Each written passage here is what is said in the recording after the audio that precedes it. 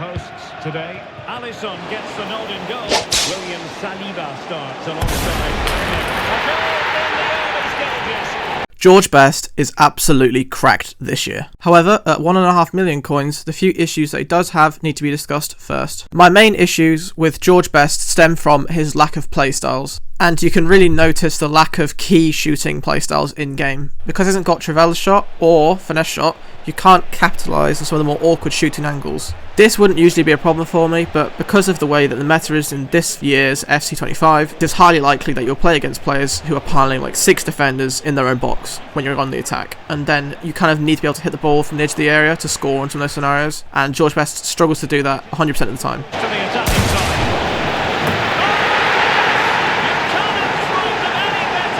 Sticking to the issue of playstyles for one more thing here, he hasn't got rapid, which means that if you're trying to do a full pitch run, he will be caught unless you use heavy touches or dribble. And that's also to do with his run type being that he's an explosive player, so you're really going to want to be kind of inside, dribbling, doing a couple of skill moves, or heavy touching it and running, because if you just run in a straight line, he won't be as quick as quite a lot of other players. The last issue I had with this card was his shot power was very low, even with a hunter, so I opted for a hawk instead, and that solved that issue pretty much completely.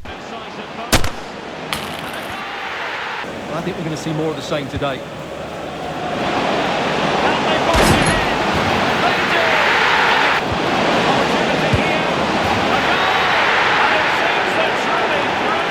So, now on to the many reasons that I really like this card. He has got to have one of the best first touches I've seen this year. Even though loads of cards have got first touch plus, this guy is just on another level with the way he controls the ball. He also has incredible attacking AI. If I want him to stay wide, to then leave an option to the middle, he stays wide. And after telling him to do anything, he makes the runs I want him to make. This meant that he was often really open, especially in the box and around the edge of the area, where I could then make a pass to him and then he would be able to score pretty immediately. This is a great clip to demonstrate exactly what I'm talking about, because my opponent overcommits and drags the centre back forward, leaving a gap. Van Persie then makes a run into that space. George Best can then play the pass because he's got great passing ability as well. George Best's off-the-ball movement now is exactly how I want my inside forwards to play. He runs forward with Van Persie, ensuring that he himself stays in space at all times. And this means that when Van Persie is inevitably pressured, he's then able to pass the ball to George Best, who with his really good dribbling ability can take a couple of touches, open himself up and then score a goal.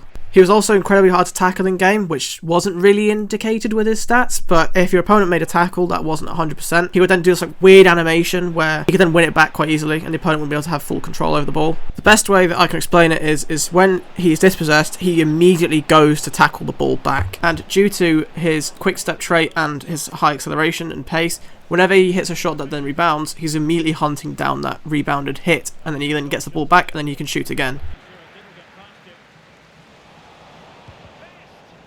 One of the only stats that I don't really agree with this card is his 82 passing seems ridiculously low for me. I mean, he was involved in so much of the build-up when I was using this card. He's got great short passing, he's really good at playing balls over the top, and holy, this guy can cross the ball. Also, on a side note, Van Persie is taking a break from the club for a bit. Another really nice upside of this card is he has 4 alternate positions. You can play him at right wing, right mid, cam and left wing. He plays the best at right wing and he probably plays the best at cam too, at least in my experience, but he's just really versatile. Overall, this card is just really fun. I love him, he's brilliant. I mean, 1.5 million, probably worth it. And I've got to say, just the way he moves in game is different. He's got great ability on the ball. The technical plus is a massive trait this year. Better last year, but still really usable this year. And a shame he hasn't got 5-star skill moves, but all it's going to take is that one promo card, like his Team of the Year icon last year, that'll make him absolutely insane. This card is so close to being perfect. So I am obliged to give this card a 9 out of 10. I do think he is worth 1.5 mil, which is a nuts thing to say. I mean, in game, he's literally like a few tiny adjustments away from being completely perfect. And he's an icon, so links to everybody.